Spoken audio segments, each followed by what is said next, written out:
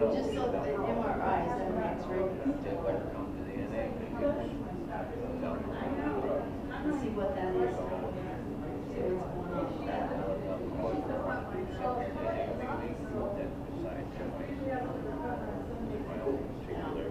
Well, you can schedule one. It has to be done. I work here today at 2 o'clock. Oh, we got a long day. If I have to kiss his ring, kiss his ring. This friend of mine, he had breakfast. He said, I normally don't take him to I can't do hop around like that. They will sit there kidding about it. This all started. That's what they understand, whatever it is they're doing, that's fine, that's their opinion, they can have it. I don't have to say anything about it, it's not my thing. Yeah, because I go to work at No, I have more than this. Then, say that. Why a higher power?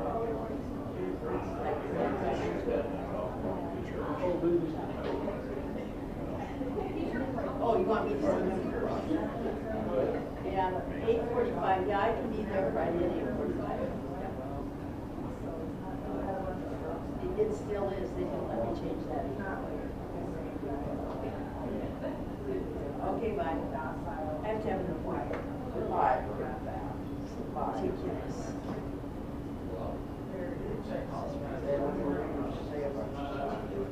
Well, normally his father will sit kids.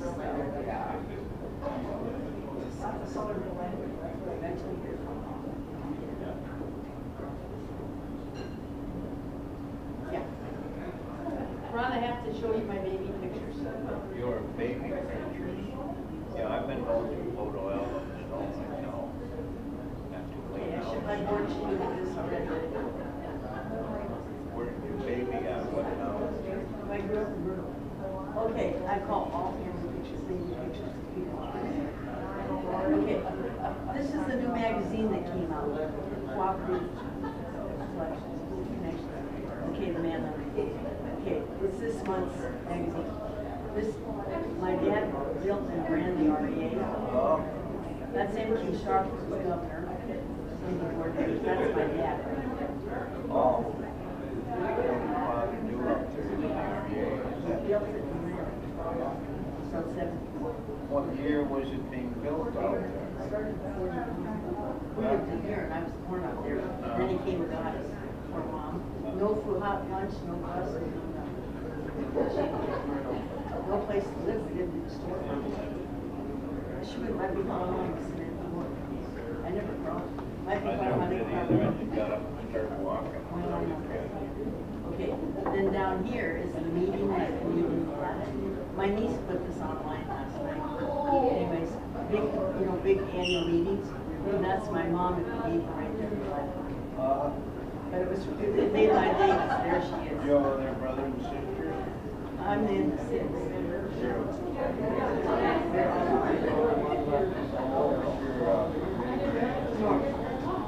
North. I want to share that. You're bunch English?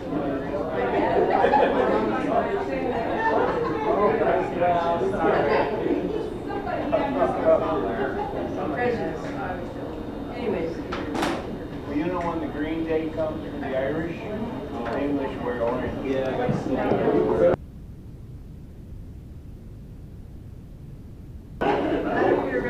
Good afternoon. It's great to have all of you here. Thank you for coming. A real mix of folks here. It's great to see everyone chatting away, and hopefully we'll have some more coming on in as we begin this time that we can spend with Mr. Beaudion. Now, I should have asked you this before. Beaudion. Beaudoin. Mr. Beaudoin. I can't believe I didn't ask you that beforehand. So it's great to have you here, and we're looking forward to hearing from Julian Beaudoin. So this afternoon we welcome Julian Beaudoin to our DWU campus for, I thought it the second time when I printed this, but actually you've been here 3 or 4 times. So sometimes providing security for a person for dignitaries. And then we had a town hall meeting on the topic of agriculture this summer. And so this is our second town hall meeting. So it's great to have Julian here with us. So Julian is the son of a nurse and a math teacher, a former state trooper, small business owner, and is a practical problem solver committed to building a safer, more prosperous South Dakota. Julian is running, as you all know, for U.S. Senate as a Democrat against Senator Michael Rounds. We are trying to get Michael Rounds to come. We'll see if we can make those arrangements, hopefully in October, but we're still working on that. So we have to, what we're going to do is invite Mr. Beaudoin to give his kind of personal story and vision for his calling. And then we'll open the floor for questions. If there are any students here, I don't, just one student so far, but if any students want to bring a question, they'll be given priority, but then anyone in the community or from the campus that wants to ask a question will be invited. So we'll just open the floor. But we were wanting to give a little bit of a special encouragement for students. By the way, we even encouraged students to come with a $5 gift card to Tiger Cafe. We'll see if any of them come and claim that. So that will be a good thing for them to do. Anyway, Mr. Beaudoin, come and introduce yourself to us. It's great to have you here. Thank you. Yep. Well, thank you for that warm introduction. Again, my name is Julian Beaudoin. Typically, when I go places, you kind of stole my thunder because the first question I do get from folks is, how do you pronounce your last name? It's never about policy. You would think people would be concerned about immigration and all of those things, but it's always, how do you pronounce your last name? So I'd like to maybe just indulge me for a minute and let's all say the last name, because part of my expectation as we travel the state is that, you know, when folks talk about me, when folks talk about the campaign, I want them to talk about all the good things, but you can't do so if you can't say the person's name. So last name is Beaudoin. It's French. Can we say that together? Beaudoin. There we go. Easy enough. So again, my name is Julian Beaudoin. I've spent 13 and a half years in uniform here in South Dakota. I was a state trooper for a while. I spent 3 years out in Pierre, and then an additional 10 years in Sioux Falls, 10 and a half or so years out in Sioux Falls. When I was in Pierre, I did dignitary protection for our governor, chief justice, and also their families, which is where I first actually came to the university when I was doing dignitary protection for those individuals. And then I was a training officer out in Sioux Falls for that time. Now, because of the work that I was able to do in uniform, I was recognized by the state party for that work, and then nominated to be the presidential nominee for U.S. Marshal for the Dakota Territories. So I went from state law enforcement to federal law enforcement for a period of time, and then went into the nonprofit sector. And so simultaneously, while working for the nonprofit that I helped to found, my wife and I also own a restaurant called Swamp Daddy's Cajun Kitchen in downtown Sioux Falls. So we're small business owners. So I have a really wide range of experiences throughout my career. But the thing that really helped to shape me, not just, you know, in my formative years in my career, was also my parents. My mom was a psychiatric nurse for the VA for 32 years before she retired. And my father was a math teacher for 28 years before he passed away. And so those two things are really near and dear to my heart. I spent a lot of time watching my parents serve the community, provide a life of service, and they drugged me along at times. Of course, I didn't want to be there, but they drugged me along, and I really learned what servitude was to your community. And so I took up a life of service as well, as you can see with the things that I've been able to do in my career. But one of the things that we talk about a lot in this campaign is not just service, but leading with courage, serving with courage. And so I've hoped to really embody that, not just in the campaign, but also in the things that I've been doing in the community. And I want to just give you a story about one of those opportunities that I had to lead with courage. As I was in uniform, while in uniform, in 2020, the murder of George Floyd happened. And for me, accountability, especially police accountability, is really important. If you're going to serve the community, you have to serve the community the right way, but you also have to understand how to uniquely serve the community the right way. And so for me, I saw that as a moment to step up and lead while in uniform. And so I organized the largest march in the state's history after the murder of George Floyd. So in Sioux Falls, we had about 7,000 people, just a little bit over 7,000 people show up to that protest. Now, of course, while in uniform, that takes a little bit of courage, but what took more courage was for me to turn around the very same night and put the uniform on to protect the state, to protect the city. Of course, things happen. I'm not sure if many of you are familiar with what happened in Sioux Falls, but after the protest, we had some things that happened at the mall. And so I was on the front lines of that as well. And so it was an emotional roller coaster for me. Quite honestly, if I'm being honest with you, it was so much of a roller coaster, I didn't know how to feel.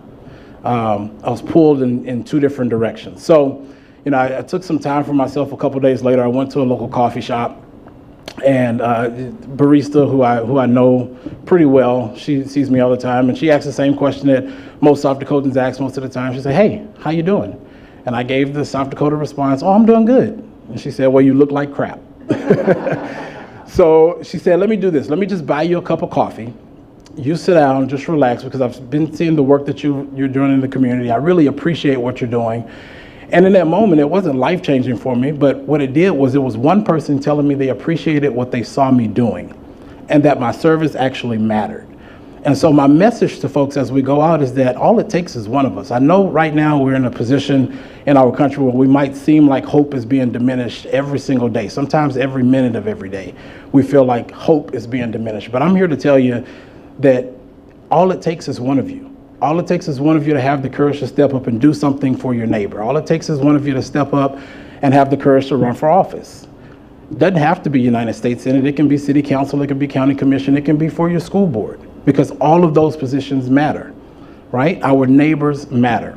And so for me, that's what exemplifies this campaign. That's what separates me from my opponent in Mike Rounds. I know right now the big thing for my opponent is that he's not going around the state talking to people.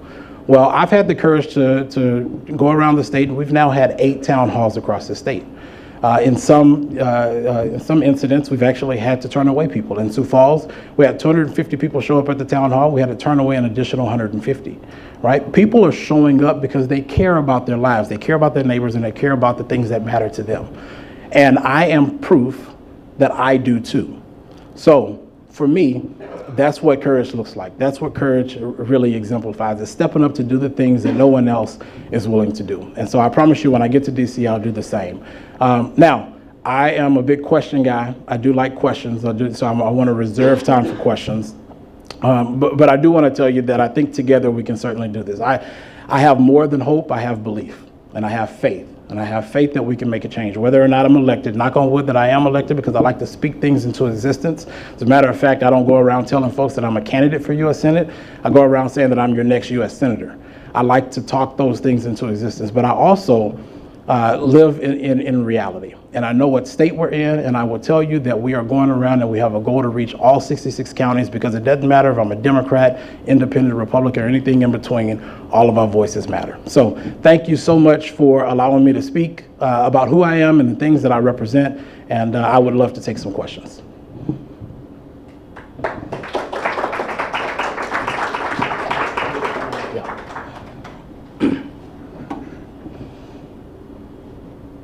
Questions for Mr. Beaudion? There you go. Yes, sir. Yes, Dr. Marjalo. Thank you for coming, Senator, future Senator. Thank you. Well, anyway, during my term as president of the South Dakota State Medical Association 2 years ago, I met with Senator Rounds, John Thune, and Congressman Johnston. One of the hot topics now, in fact, today, one of my patients was so concerned of the future and ongoing effect on Medicare and Medicaid. My question to you is, what's your plan to help this out? Because when I had this question to the current officers or congressman and senator, it seems to me that there's no clear answer.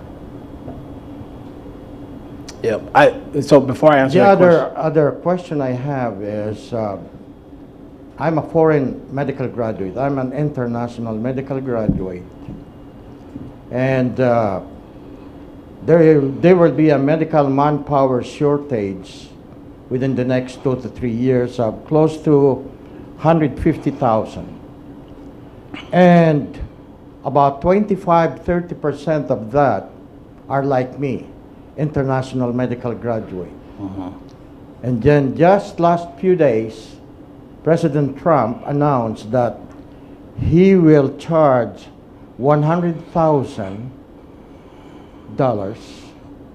for visa payment in order for them to apply for visa and comes in. And that's a lot of money. That's a lot of money. That's several millions of pesos in our country. And I'm from the Philippines, and we are the #2 supplier of medical physicians in America. #1 is India, but India is the #1 populated country in the world of 1.4 billion, and Philippines is #12. Thank you. That's for now. Yeah, thank you. Thank you for those questions. Before I answer those, I don't want to make you feel like I'm glaring at you. There's the sun. Can we close that just so I'm not glaring at people? I don't want you to think I'm mad at you for the question. So first off, I do think that there's a clear plan ahead of us for Medicaid and Medicare. I am in favor of a single payer Medicaid medical system. So when we talk about Medicaid for all, that will be my plan moving forward, is to go in there and introduce legislation that actually has Medicaid for all. We see that in certain states, actually New York and Arizona did some pilot programming, not necessarily for medical programming, but for child care. And so they did child care for all, and that pilot program was to see if a taxpayer or a single taxpayer system could work for an incident like that. And what they saw was, it worked. We can afford it. We can afford to pay for child care, but we can also afford to pay for health care. What they also saw was it had tremendous bipartisan support among the voters. Both Republicans and Democrats want this, right? So we have to figure out how to make this work on the federal level, because it's my belief that having the appropriate medical coverage or health care systems is a human right. We should all have it. So now, to your second point, not necessarily a question, but you did make a point about, the $100,000. I don't necessarily have, I guess, an answer to that, because it was an executive order that was put forth. But what I can tell you is now is kind of where we can spread this message of hope, if you will. If we get out and we vote the right people in place, all right, to make sure that we do have an election in 2028, so that we do have the opportunity to save democracy and we can vote for a new president in 2028, then what happens is those executive orders are wiped clean. We can have a new president in place to put forth a new executive order to where we don't have that. Now, I don't have a clear answer for you today. Again, I like to live in reality. And the reality is, because we have a president who put that executive order in place, we have to rely on folks like federal judges to step into their positions of power to activate. But we also know who puts those federal judges in place. It's senators. And so if you elect people like me, we can make sure that we're activating the right federal judges to make sure that the right people are in the right position to make those decisions. Other questions for, yes, Lori Waylander. So I was done. Okay, so I was just wondering, with the Democratic Party, I have lots of neighbors who are Republican and everything, and the big thing I hear from them is they don't like what's happening. They don't like the current administration or whatever. But how do you get them to not vote? They will vote Republican even if it harms them. How do you get people to see that? And what is the Democratic Party doing to try to get people to vote for the better candidate, not just the party? Yeah, so I won't speak on behalf of the party, but I'll definitely speak on behalf of the campaign. And what we are doing is we're being really intentional about hitting every single county. We actually just had a conversation before we started with someone about why we're hitting every single county in the state, all 66 counties. Some of those counties don't have county Democratic Party stood up. All they know is Republican. They're legacy voters. They voted Republican because their father and their grandfather voted Republican, so on and so forth. But also, while we've been traveling the state, and visiting some of these counties, the things that we've been hearing from these folks is, man, I haven't seen a Democrat come here in X amount of years. It's refreshing to have another perspective. Now, while they may not vote for a Democrat, maybe they might still vote for a Republican, you never know, but what it does do is it opens up an opportunity for us to have dialogue. Healthy conversations, I think, leads to healthy communities. And so when we go into these communities and we're having these conversations, it doesn't have this is not the label of, oh, here's another crazy liberal coming in. It's a Democrat that's coming in and sharing most of the same perspectives and values that these individuals have. They've just never had the opportunity to talk to someone with that same perspective. And so from our side of things, we're being really intentional on how we move across the state to have those conversations. Looks like it's on. Hey, there we go. All right. So my question has to do with, as you've been doing these visits, I'm curious, you've shared a little bit, but what has been the reaction? What have people said besides the fact that, oh, we haven't seen a Democrat in years? Yeah. So what has been? Because it wasn't that long ago that our congressional representative and senators were all Democrats. Yeah, absolutely. So, but yeah, so what has been the reaction you've gotten from people? It's actually been really, really welcoming, to be honest with you. So right now we're in the middle of a farm tour and a small business tour, and we're traveling across the state. And of course, many farmers around the state are Republicans. But this most recent forum that we had here in the northeastern corner of the state, we were in, was it Britain? When we did our last one, we were in Britain, South Dakota, just sitting down with some farmers, and probably 50% of those individuals were Republicans. They are all ticked off. They are. They're ticked off about the tariffs. They're ticked off about the trade situation that's happening right now, and they want another option. And so I think the reason why it's been welcoming is because they don't feel welcomed in their own party. Now, in addition to that, every single town hall that we've done, I think maybe with the exception of 2, there's been Republicans sitting in the front row with their hands raised, itching, not to ask a question, but to complain about their own party. And they're so grateful that someone is at least there to listen. And so again, we're being really intentional about how we move, the conversations that we have, but also we're being intentional about just listening to people, because folks want to be listened to. Folks want to be heard. And you can't, my wife, so I ran for city council a while ago. My wife used to hate when I say this. It was part of my stump speech. She probably heard it too much. But I still believe in the same thing. You cannot accurately represent a community unless you accurately understand that community. And so for me, I'm being really intentional about going into as many communities as I possibly can and listening, so that when I do get to DC, I'm an accurate representation of the people of South Dakota.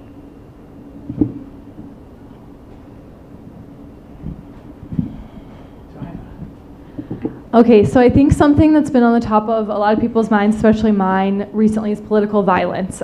We had Charlie Kirk, but then we also had the legislators in Minneapolis, both very concerning. But then we also have the president at Charlie Kirk's funeral saying things along the lines of that he hates his opponents, just very hateful rhetoric. So what is your opinion on how we can kind of de-escalate this political violence and this just like opposition coming from both sides? Well, first off, actions speak louder than words, and I think we have to take control of how we communicate to people, right? We have to make sure that we're denouncing all political violence first and foremost.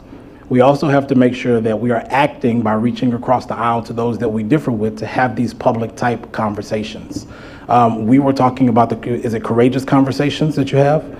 These courageous conversations, which are more or less debates on on a topic with 2 differing opinions. We have to get back to those type conversations in the public forum.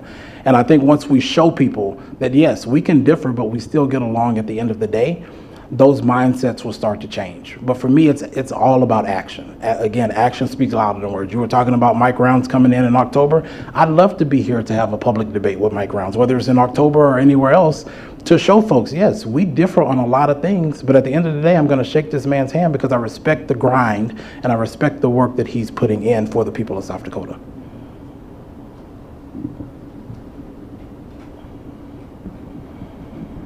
Yes. I'm old-time South Dakotan. I've always had to project to a lot of people from my years of working in the South Dakota system. I grew up in West River and East River. I attended college in both ends of the state. and you talked about areas of the state you're going to, it's a completely, they're not the same, no matter what anybody says, they're not the same. They think differently, they even do things differently. And I always had to remember that because they don't think the same. I wanted, and I know you're aware of this, but it's always out there because there's generations of people and things happen. We think everything's changed, but it hasn't changed. And for myself, I won't even go back to my class reunion and just to Trump time. So, and what else is I going to tell you about that? There's about 4 books that would be nice for you to read about old South Dakota, and they're McGovern books and Jim Abrest's book. And Jim used to come to my office as an attorney, and he told me one time when he was in West River, he went out and we go to church dinners, all these, I don't know who's running your social calendar, but all these things are very important to people because that's what they go to. The plays, you know, but he said that years ago he was campaigning, Jim Abrest was from Wood, South Dakota, way out in West River, and he went out to Sturgis, and they have a great big sale barn there, or they did, I don't know. But he said he called them on the phone so that they would page him so that they knew he was there. I found that very humorous, but I don't know if you will have time or what you do, but I've read these books, and they're very well written, and they do really explain the people of South Dakota. They really do. George McGovern and Tom Daschle will know too, all these things, because whether people want to believe it or not, I mean, who is here from West River growing up? Anybody? Good, where are you from? Right. Okay, well, that's a little, just short of metropolitan. Okay, but it's not the same. We aren't the same here as we are out there. It's just different. And of course, it's all ranch land. And I just want for you to know, to keep that in the back of your mind, because they're not the same. Yeah. And it's hard work out there. Well, I really do appreciate that input and perspective. I will tell you just a couple of things, and I've mentioned this word before, but we are being really intentional about the places that we visit. As a matter of fact, we've had more events on the west side of the state than we have here on the east side of the state, because we understand that the west side has also been neglected by folks who are in the Democratic Party for far too long. But in addition to that, here's where I will speak on behalf of the South Dakota Democratic Party. There's also been an intentional effort to put field directors and invest more money over on that side of the state so that folks know that you do have, again, a secondary option. It doesn't always have to be, you know, red down the ballot box. You have a secondary option, and we're proving that because Representative Nicole Uribach just flipped a seat her last term. It was the first time that a Democrat has won that seat in 32 years. And so the work that we are putting on the west side of the state, first it comes with understanding the folks over there, right? And so we're putting in the work to understand the people over there, but we're also putting in the investment to make sure that people know that we're there too. Well, we've all seen, if you watch basketball tournaments, which might not be on there anymore, thanks to NPR and shortage of money and thanks. Well, John Dean's from my hometown. His dad was one of my teachers. And I grew up in a household, my dad built and managed the rural electric RDA. And our house was very political at the dinner table. And on top of it, then we were Catholic and we were something else. We were told to keep our mouths shut, go to school, learn everything we could, and don't cause any problems because we'll be getting out of here in 20 years. And I mean, that, I'm not kidding you. It's not a bad attitude. It's just go along, get what you can do. But, you know, when you go somewhere else. Normally I wouldn't speak up, but it's very important. And those books explain a lot of people and their things. And like I say, church dinners, you have a social calendar, and that's what you'll be going to meeting people. Yeah, well, thank you. And I'll be voting for you. Thank So you, we I got appreciate a few it. questions here from Megan and her 2 boys. So, Hey. Thank you, Julian, for visiting. As a senator, how would you balance the priorities of the party versus the priorities of your constituents? Constituents come first. So I'll tell you one thing that the national level Democrats have actually done just recently is they've made sure that those who are in elected positions have the ability now to be with their constituents first before the presidential administration, or at least the layout of what national Democrats look like. So that has been an intentional effort on the national level, and it starts to trickle down to folks here on the local level. And so what that does is that gives you more power. It literally gives you more power to do what's best for the people in your state. And for me, that actually is putting power right back into the hands of the people. It's empowering those who are elected in the state legislatures, empowering those, as I mentioned before, who are elected in places like school board, like city council and county commission, because it also brings back resources to them if you're working on the federal level to make sure that they have the right resources at the tips of their fingers, or at their fingertips, excuse me. So for me, that's what that looks like. It looks like following the national objective, which is putting the power right back into the hands of the people. I think Landon has a question. I see you fighting for the microphone there.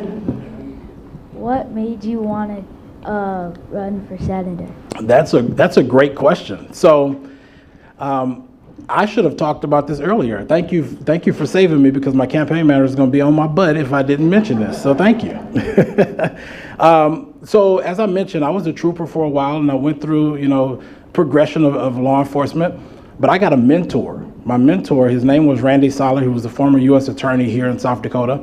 And before he passed away, he started incorporating me into some smaller political events, inviting me different places. And his goal ultimately was to get me hooked on politics, and it certainly worked. But one thing that he did was he said, hey, I'm going to get you involved in more coalition building. And that coalition building opened my eyes to what it really looks like to build community, to be there for one another, not just in this state, but communities across our region. So I was able to work with states like South Dakota, North Dakota, Minnesota from a law enforcement perspective, and then bring those resources and those relationships right back here. And I saw how it benefited people that I cared about. And once I saw that, I started doing the work myself. I started working in nonprofits. My wife and I, as I mentioned, we have a small business, but we also have what we originally had as kind of an arm to our business called Swamp Daddies Cares, where we give back to the community and we feed thousands of people at Thanksgiving time for free every year. And so I saw the smile that it put on people's faces and the impact that it had on families. And because of that work, and I was recognized by former President Barack Obama as an Obama leader here this previous year. He recognized me as one of the most influential young leaders across our country, but it also allowed me to go through a leadership program. So it started off with mentorship, and then it ended with leadership. And as I went through that leadership program, it opened my eyes to what I could do on the federal level from a policy perspective. I was already a policy nerd, already liked to debate, already liked to do those things, but then I started to understand the impact that I could have on my community from a federal level. And from there on, there was no change in my mind. I was going to be a U.S. Senator. I think Julie has a question. Yes. Great name. How many senators have you met? Oh, that's a good question, too. I think so far 3. 2 active senators and 1 former senator. Yeah, so hopefully I'll meet a lot more come November of 2026. Any other questions? I'm loud enough, I don't need a microphone, okay? At this age, I'm a Social Security recipient. And we hear about the horror stories that is coming, the great storm that is coming, that there is no political will to reform Social Security or help it out. By 2035, by most estimates, most people will lose 20% of their benefits. It's a great disaster to people who are really on the low end of their Social Security that even have to have SSI to augment to get to a minimum base. There's a minimum base, you know. I've been told that people who are earning over $176,000 a year don't pay anything into Social Security. Why are these big boys getting cakewalk? Why aren't they on Social Security? Why isn't Congress on Social Security? Why isn't Congress on Medicare and Medicaid? Sure, you guys serve us, but for God's sake, you're just like us. It's another job. I'd rather see some reforms happen. Tom Daschle and Dr. Dean extended the life of Medicare and Medicaid. They did that for us. John Thune never did that for us. Mike Rounds never did that for us. but they're letting it slip through their fingers. And we're going to be in some real trouble here amongst our senior population. I'm here to tell you, after 7 heart attacks, it's a bit tough, bro. It's tough enough. Yeah. Well, first off, thank you for your courage in saying that. I know many people, my mom is also on Social Security, and so many folks on Social Security are actually in this country living either at or near the poverty line, what we consider to be the poverty line. And so, yes, absolutely it is tough. I acknowledge that. I don't know. Again, I like to live in reality, so I'll tell you what I know, and I'll tell you what I don't know either. I don't know anything about those folks making $176,000 not paying into Social Security. But what I can promise you that I'll do is I'll look into it. And if in fact what you're referencing is those who are in congressional office, then I'll make sure I'm proposing a bill to make sure we're paying our fair share as well.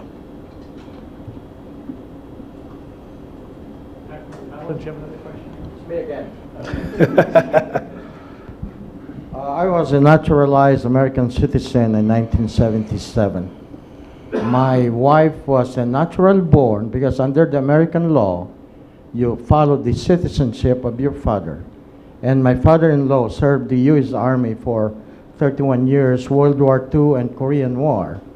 Congressional Gold Medal, Bronze Medal, Presidential Award, and POW Medal. And thank you for your service, sir. Thank you. My brother died too. He was a colonel with the Philippine Army, and he was the Drug Enforcement Director.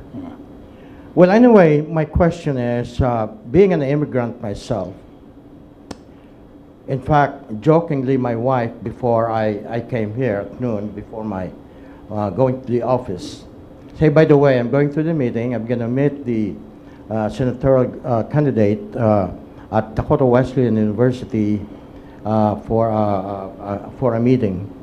And she said, better bring your passport. And look around, there's some ice out there. Just a joke.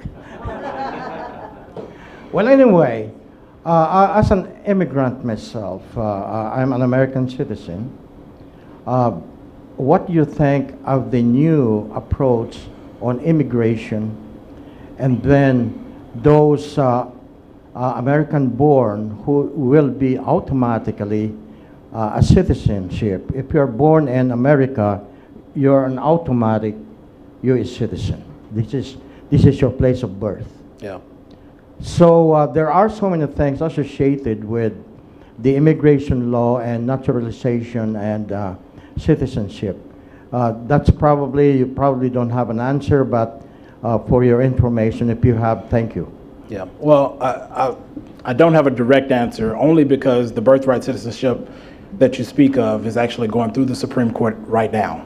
As we speak, that's going through the process of the Supreme Court. And so we'll probably hear a dissent at some point soon. I know they put it expedited. Did they put an expedite on that one? So they put an expedited release on that. So we'll know something soon. And once that opinion is delivered, I'll also have an opinion. I promise you that. But in regards to, immigration, the things that you are seeing right now, yes, absolutely. As a law enforcement officer, I have an opinion on the things that I'm seeing, but also as a human, I have an opinion on the things that I'm seeing. And these folks are human beings, right? Whether you're here legally or not, you are a human being and you deserve to be treated as such. And so for me, the things that I can do, I'm a really big believer in controlling the things that you can control. And the things that I can control with the organization that I run called the Hub South Dakota, we do digital communications for nonprofits across the state, particularly in the southeastern region of the state. And so we work with an organization called South Dakota Voices for Peace, and we put on the only immigration news broadcast in the entire state that's broadcast in 2 different languages, both English and Spanish. Our goal, our purpose is not necessarily just to give immigrants news, but to provide them with their information on their rights. They have to know their rights. And so daily, as we produce this news, weekly, it's once a week, weekly as we produce this news broadcast, we have a focus on the things that can happen to you and the things that cannot happen to you. Because ultimately, we want everyone in our community not just to feel safe, but also to feel humanized.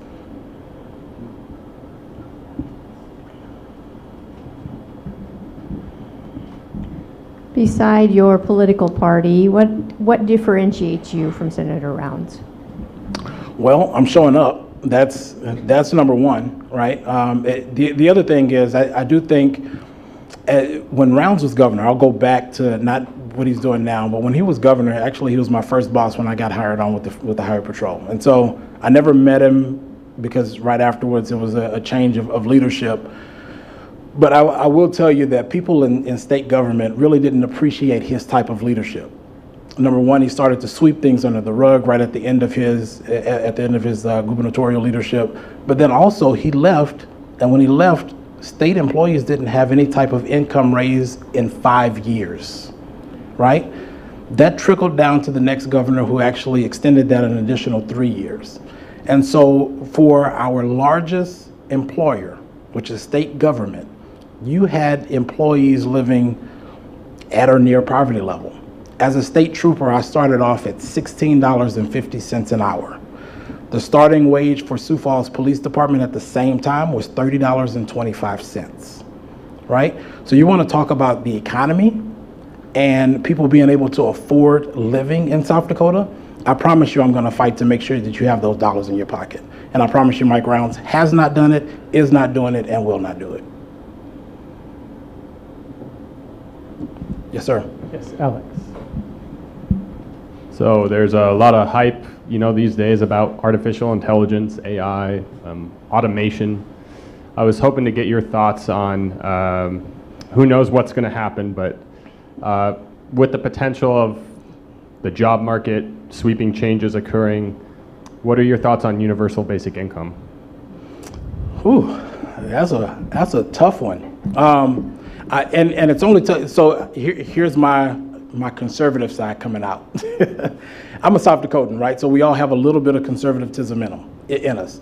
I'd have to see the studies on that. I'd have to see how it can be afforded. Just like what I referenced earlier with the studies done in New York and in Arizona to prove that we can actually afford that type of system. I'd have to see the study. I'd have to see something done first. Am I in favor of it? Absolutely I am, because it actually indulges small businesses like mine, right? I can tell you right now from a personal perspective, small businesses are struggling everywhere. But I'm just going to throw this number out. Please don't hold me to it. If everyone had $1,000 guaranteed per month from the federal government, I promise you that small businesses would not be in the same type of struggle that they're in now. I promise you that we wouldn't have to continue to raise prices every year because our trade economy would also look different, because small businesses would then have the power to negotiate better with their resource developers. Right now, those small businesses don't have that. So yes, I am in favor of it, but I don't know how that will work. And again, as I said, I like to live in reality. If I don't know something, I'm going to tell you. But I'd love to see some more studies on that. I'd love to see maybe if a small community has done it, how it actually impacts that small community from an economy perspective. And also, I'd like to see an affordability study done on that.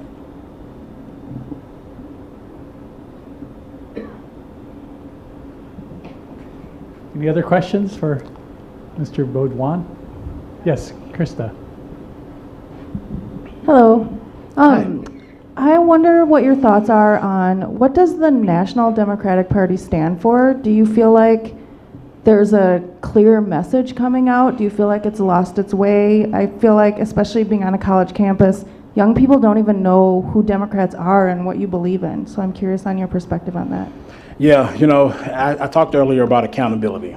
And I think accountability, of course, goes two ways. Yes, I'm in this race to make sure we're holding folks on the other side of the aisle accountable. But I think at some point we also have to look in the mirror to hold ourselves accountable to the things that we have not done either.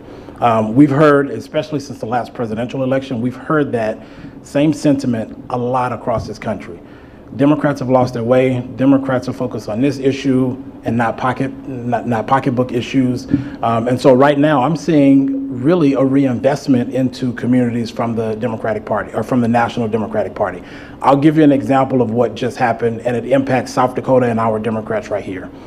So Ken Martin was recently elected the newly Democratic Party chair, the DNC chair.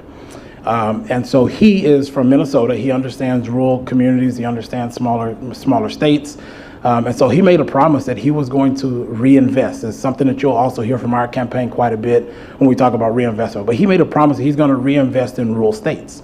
And so we actually just got an increase in the amount of money from the national level that's going to be increased to $22,500 per month. Now, what is that going to be used for? It's going to be used to talk about that very thing. What do we stand for? Why? Because no one knows, right? No one knows. And I can tell you from the perspective of a candidate, we've had to rebuild our own infrastructure in our campaign because it's not here, particularly in communication. That is not here. So I can't answer that question for you because we're building that ourselves. And so we know what we stand for. We know that there's some things nationally that, of course, impact our state, but we want to bring that right back home to say, listen, that's a national conversation. Lennox, actually, my campaign manager, for those who haven't met him, he says this all the time.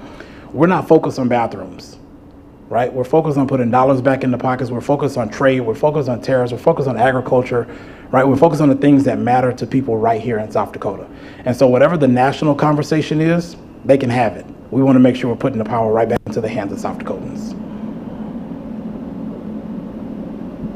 I think I'd like to. Yeah, I thought you had one over there. I'm sorry. Oh, yes, Laurie.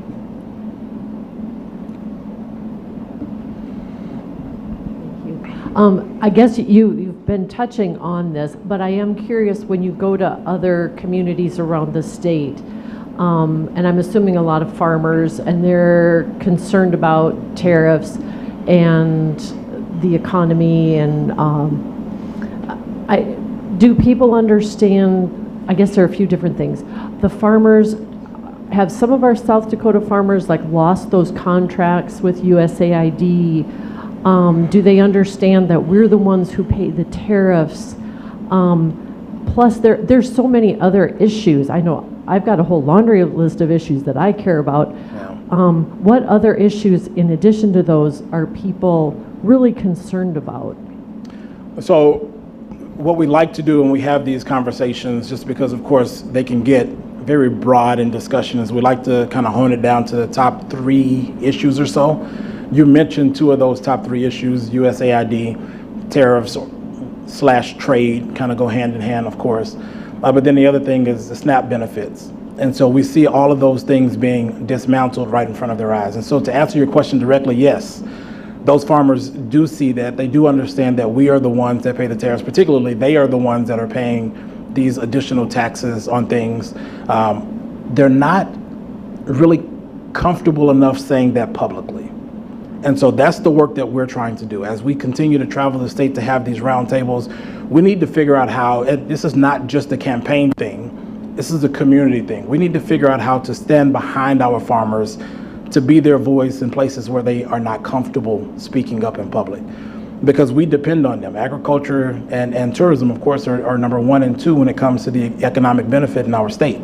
And they've lost trade partners, particularly in China. A lot of these farmers don't believe that China's ever coming back. They've lost relationships that they've spent 30 to 35 years building. And it's just gone because it's gone now to South America and Brazil. They have no need to come back to South Dakota for soybeans anymore. So not only that, we have to also figure out what is I'm lost for the word, when they switch their crop over. What is it? Rotation. There you go. Rotational crop. So we're also having conversations about what does it look like to increase our ethanol production and start using more E30 products, right? So those are the conversations that those farmers are having, because they understand that trade partner in China, it's probably a lost cause. So we have to start figuring out some solutions. And here's the thing about our farmers in South Dakota. They've been through not necessarily situations just like this before, but they've been through disastrous situations before, and they've always overcome. And they promise us that they'll overcome this again, but they need some help, and they're not getting it right now.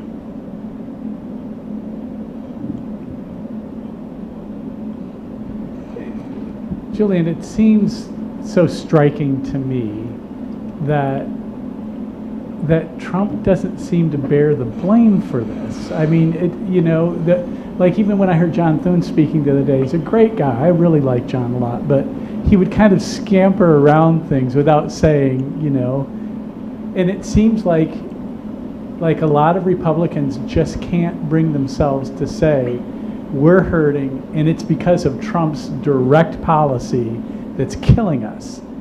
are you find the same thing, or how do you go about making this an issue so that they don't just kind of continue voting for a Republican Party that's not serving them well at all? Yeah, I certainly am saying the same thing. I'll tell you just almost word for word. I had a conversation with a formerly elected official who's a Republican in this state, very highly respected individual who is beyond frustrated with the lack of accountability in the Republican Party. Now, although he said that to me, that he was beyond frustrated with the Republican Party and the way things are moving, he's also not willing to say that publicly. He's not willing to publicly hold his party accountable. Here's where courage comes into play, right? It takes folks on the other side of the aisle, Democrats, independents, anyone in between, and even some of those very, very courageous Republicans to step up and say, enough's enough. And so here I am telling you that enough's enough. If they won't hold themselves accountable, we certainly will. But at the same time, I'm not going to be irresponsible in my leadership. If there's something that we are not doing as leaders, as Democrats, we expect the same accountability in return. And I think that's what makes good leaders. You go into positions of power, you make policies on behalf of people, and if you're not, I used this term earlier, I'll use it again, if you're not accurately representing the people of your state, then you don't deserve to be in that seat. And so that's the way I feel about, although Thune's a great guy, Rounds might be a great guy, they're not great policymakers right now. And so those individuals need to be removed. Julie. So in my sociology class, when we hit the chapter on politics and the economy, my question for the students in the discussion is, if you could have 3 wishes to address our political party, our political climate, what would you do? And the one that I see most often is get rid of the parties. They would like to see the parties gone. They're tired of the fighting. They're tired of the arguments. And they would just as soon there were no political parties. And I thought that was interesting, but I think, yeah, maybe they're not paying as much attention as we ought, but let's face it, we're all getting bombarded with messages all the time.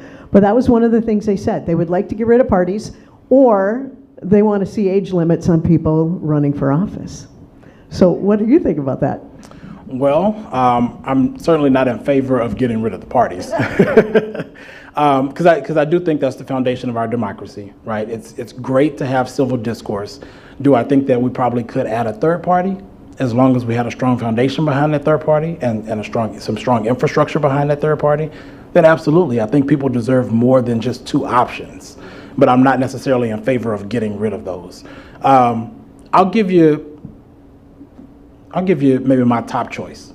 And this is actually one of the things that we're running on in this campaign.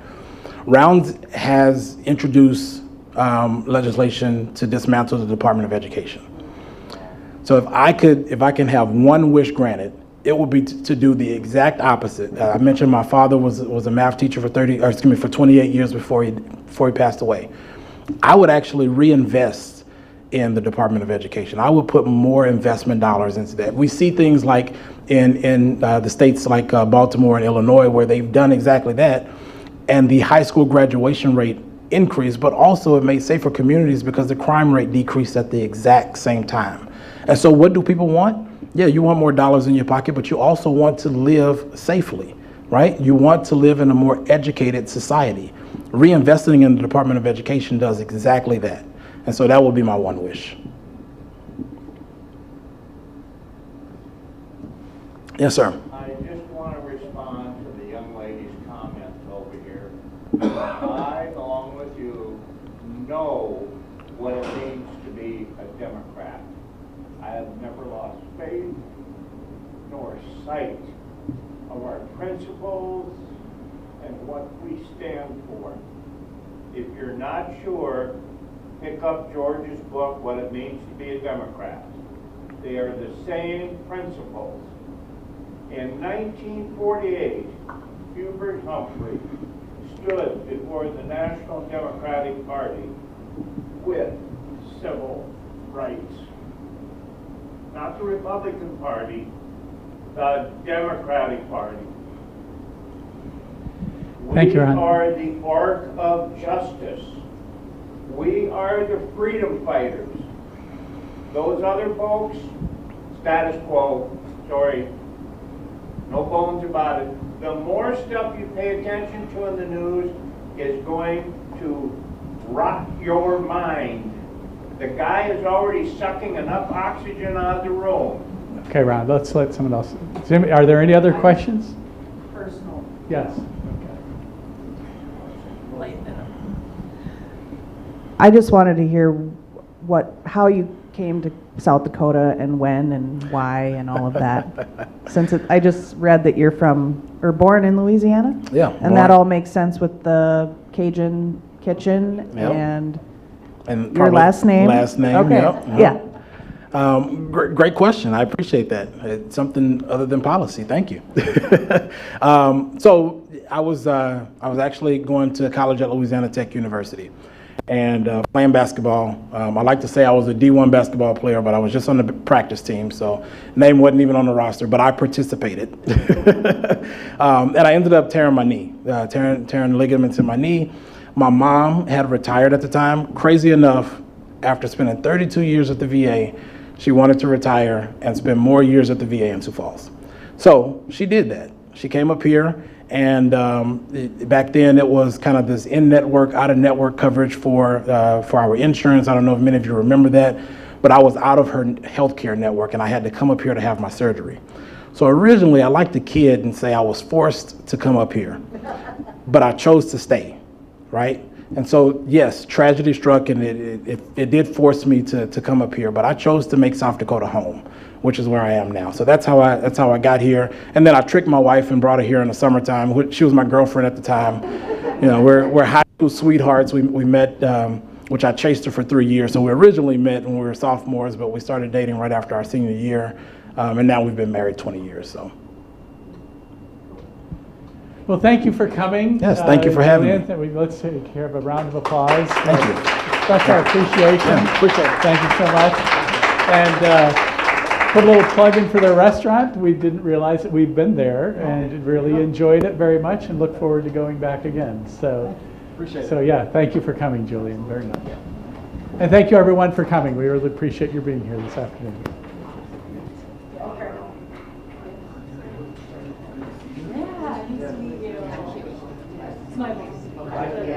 Where are you? One more in Minneapolis.